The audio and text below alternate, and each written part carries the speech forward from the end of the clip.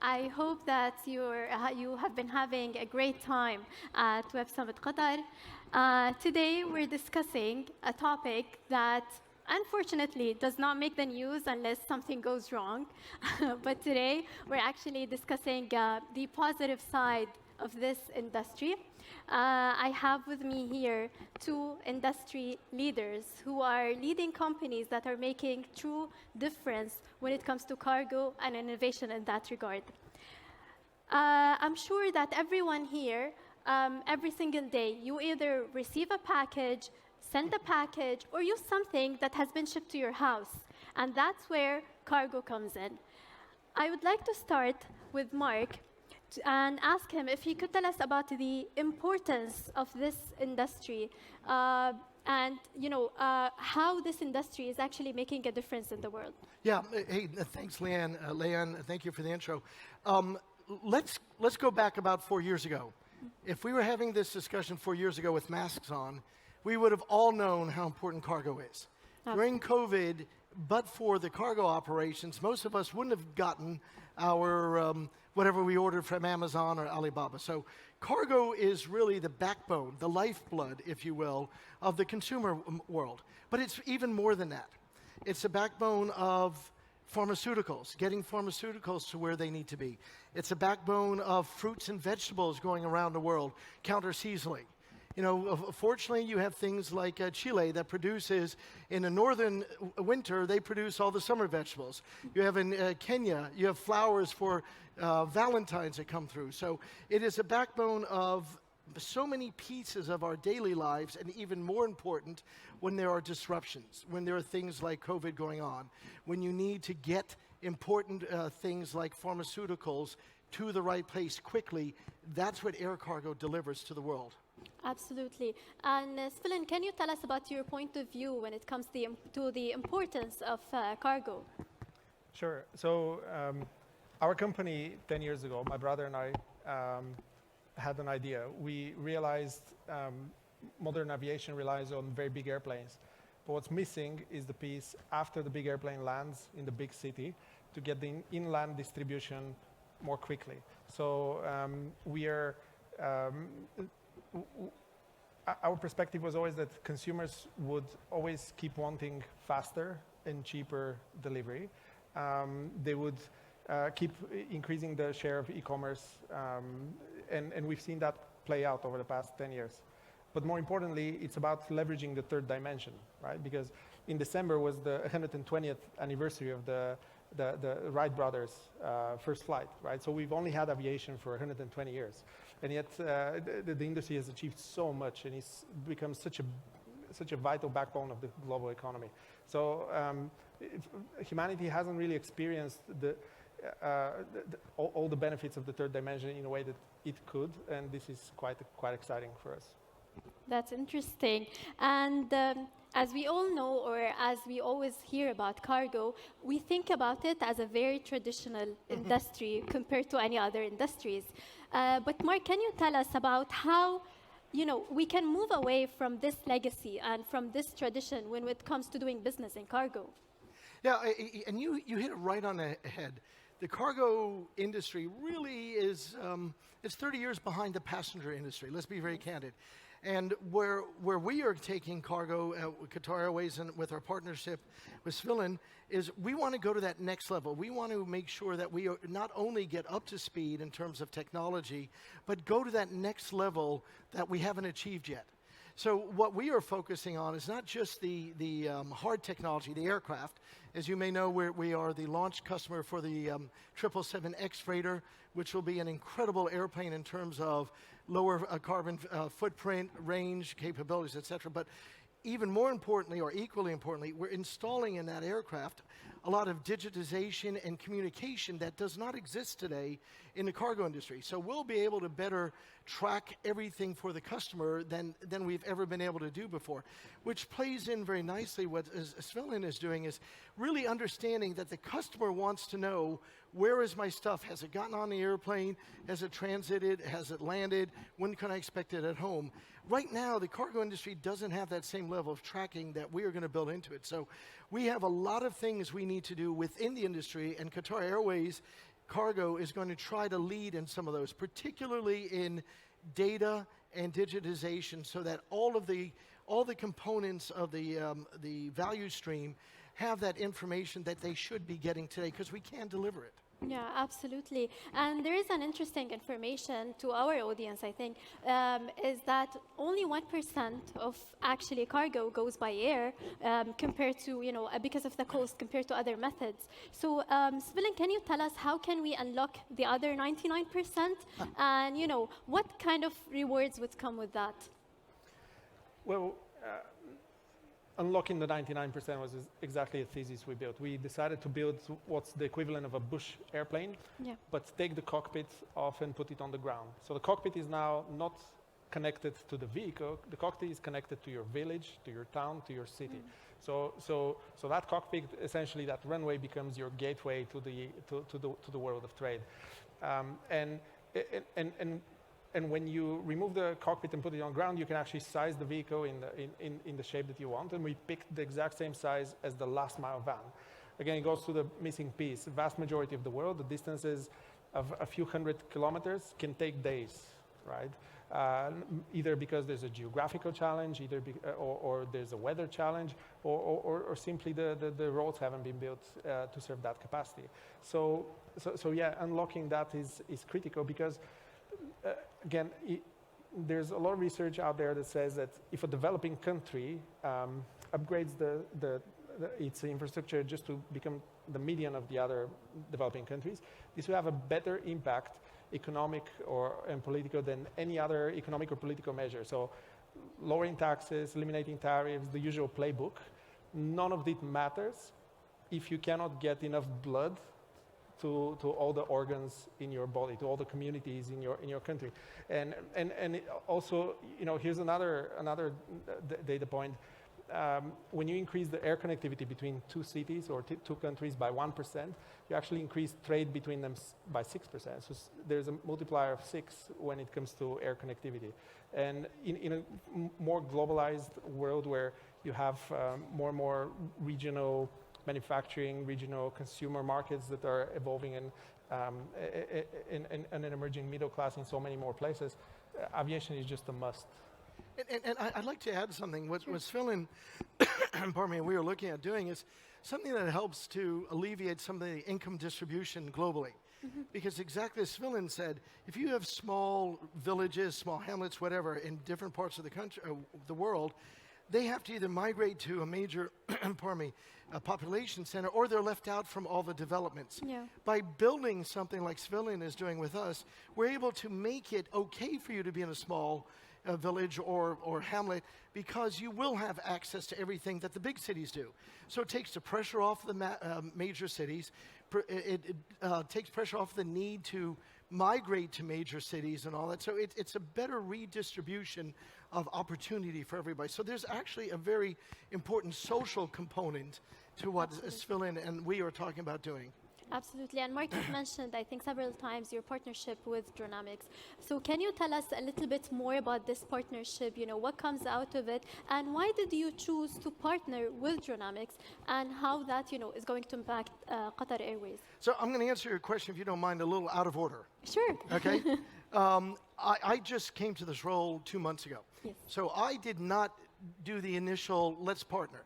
However, 2 weeks ago, I was brought up to speed, and since then, I can tell you I'm extraordinarily excited about this partnership and the potential that it has. And it's, again, for the reasons we said before. It's not just being able to access, giving populations access to everything they need and want. There are so many unique opportunities here. It allows us to help out if there are natural disasters, and it's hard to get the big cargo airplanes in with important things like medicines and supplies. It's the opportunity to get fruits and vegetables from smaller regions, so you can have smaller farmers participate in the global economy as opposed to just having to go to the big centers. It gives us an opportunity to offer our customers something that a reach that they don't have today. So there are so many interesting things and so many opportunities we can develop out of this that I actually asked one of my colleagues to put together a whole matrix of the potential opportunities, because there's so many. We've got to make sure we focus on a few first so that we can deliver successfully and deliver then all the others in that value stream. That's interesting. And my question to you is that, if you could tell us about the partnership from your point of view, from Dronamics' point of view, and how that would impact your operations as well.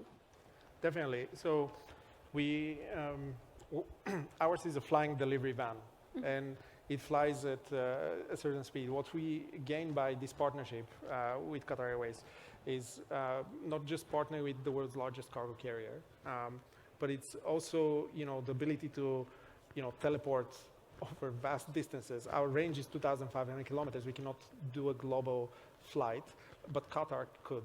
And also, let's not forget, as Mark mentioned, just a few years back, Qatar was the airline that didn't stop flying, right? During the pandemic, where everyone else had grounded their fleet, it was Qatar that kept the airplanes in the air and gave a chance to the world, really. So they've always been an aspiration to us. And when you think about it, the cargo side of the business is just 15 years old.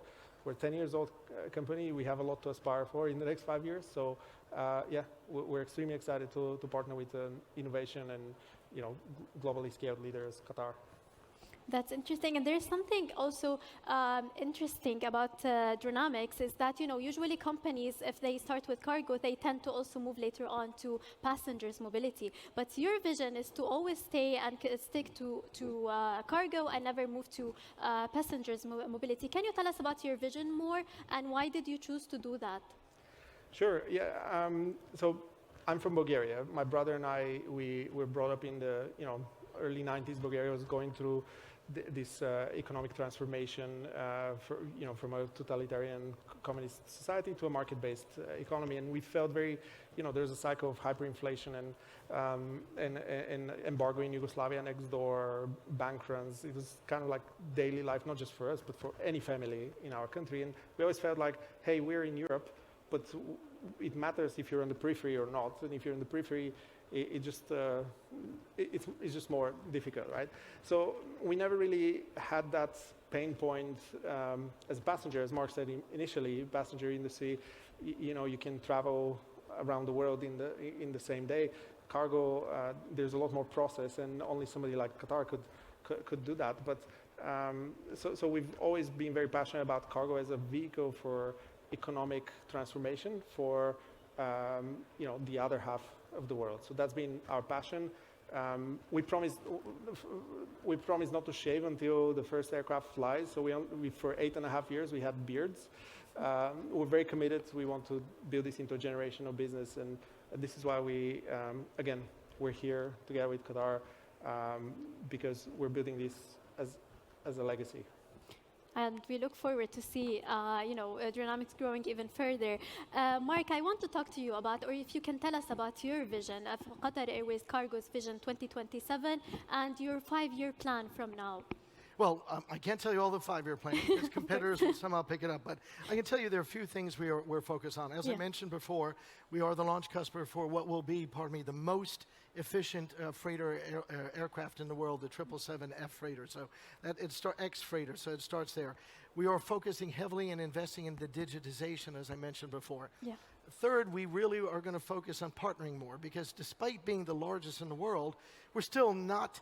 We don't cover the globe the way we need to. And as we partner with people like Svilen and all that, we understand that we're experts in both passenger and the global cargo distribution, but we can't reach everywhere. So we need to work with partners to give our global customers access to every place they can go. And then 2 more things. We are heavily focused on, as I said earlier, our responsibility to the planet. As you may know, we have a program called We Care, where we rewild animals that are in zoos or private collections, and we bring them back. I want to make sure we emphasize more on that because it's really important, as we can make a difference by helping to repopulate in areas that would like to do that and are committed to that. And last but not least, we have got to, like the rest of the industry, all of our colleagues, we've got to understand how do we truly reduce our carbon footprint. Because even though we're getting these brand new aircraft, which will reduce the carbon footprint, depending what aircraft you compare it to, between 25 and 30%, it's still not where we all want to be. So we've got to focus as an industry, because those questions are not answered yet. And that's something, as one of the biggest carriers in the world, we need to be participant in that, and we need to be able to push that agenda and push innovation and inventions. Absolutely, and I think Mark have touched a little bit upon the things that are missing in the industry, or what we need to do as an industry in the cargo. But Svilen, from your point of view, what do you think is missing from the cargo industry, and what can we do to future-proof this industry? So our whole thesis is built on what we believe is missing, and that's the middle mile solution.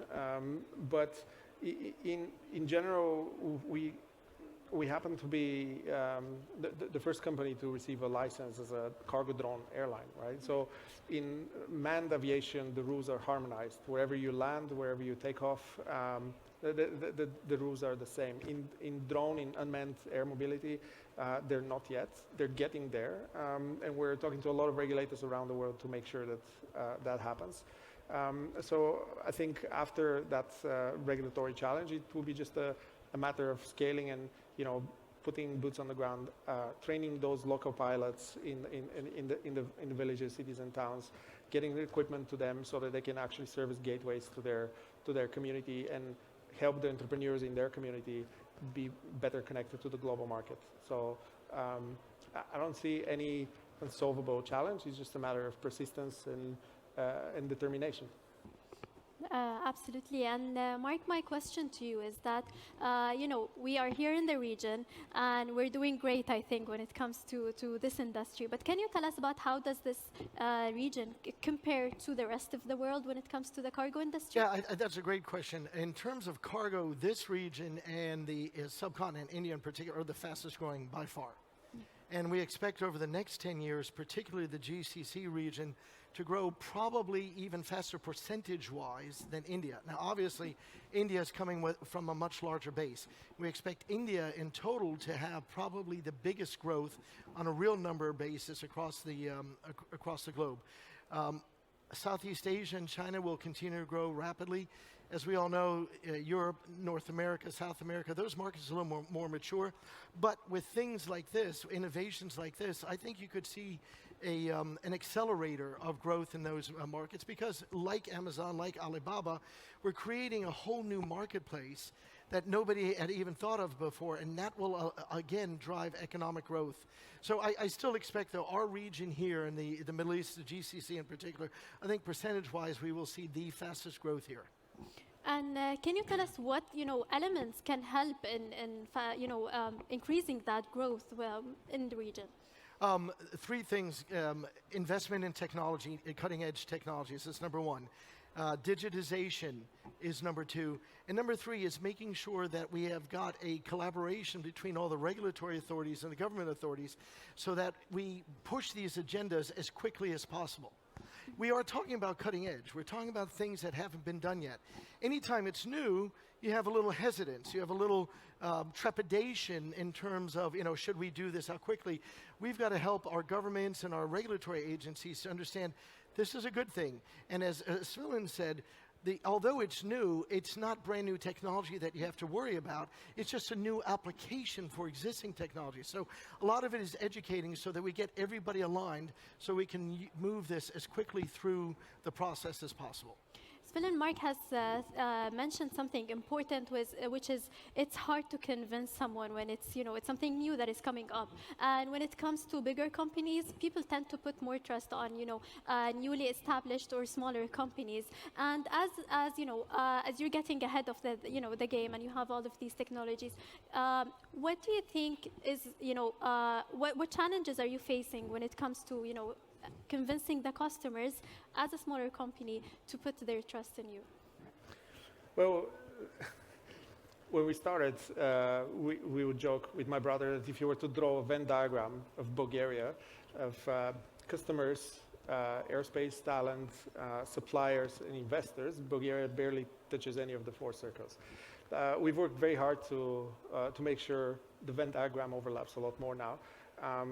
So, you know, I would say the number one thing that's, that could differentiate any startup and so on is the amount of talent, but talent not as just this static, you know, potential thing, but as the kinetic thing. So the actual motivation of that talent to make a difference. So in our case, we just never cared where somebody would say no. Like even before the pandemic, I had this worksheet where I would, every person I meet, every investor and so on, if they say no or not yet, I would list them. I gave up after line 700, right? Because I realized, look, have the fundamentals changed? No, they have not. So this is just one person's opinion. You move on, and then you end up convincing them later on. That has been our story, and you know, I encourage any entrepreneur here that you know, the worst thing they can do is to give up. Absolutely. Thank you so much for Mark and Svilen for sharing the interesting side, if I may say, of cargo with me and with the audience. And thank you so much for the audience.